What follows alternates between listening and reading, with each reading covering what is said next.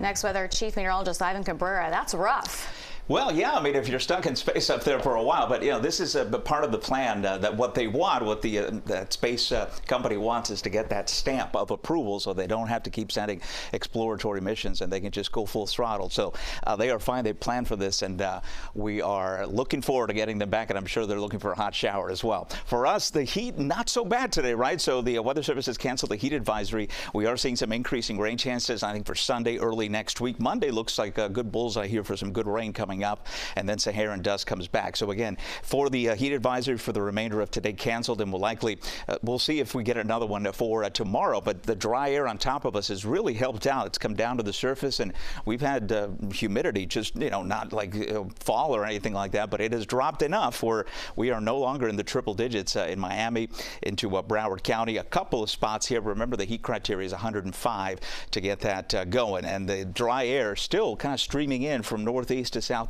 and it's right on top of us, and we don't have to go up. It comes down to us as we get to the heating of the day, getting things mixed up here. Look at the green depicted here across the southwest. That's the one spot that is still hanging on to all the moisture, and that has resulted in all the showers and thunderstorms just kind of piling up over Naples, Bonita Springs. They're getting in on some pockets of heavy rainfall there, with at some point some flood advisories down towards Marco Island.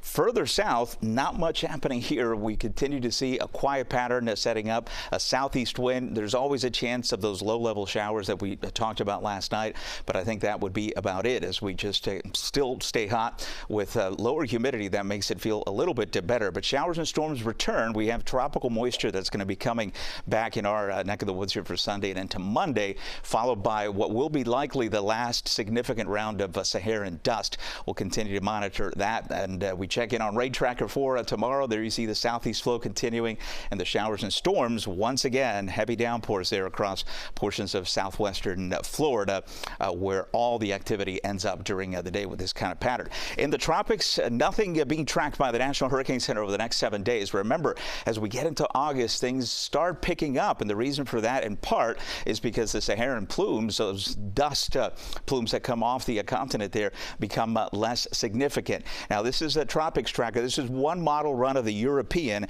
and we'll continue to follow this, but I know you're going to see it on social media. I'm not expecting much to come of it, but we will monitor this closely as you see some kind of development here by the time we get into next weekend. So that would be an influx of moisture at the very least across South Florida. We'll keep you updated as new runs come in, but we are going to start waking up the tropics as that dust begins to thin out.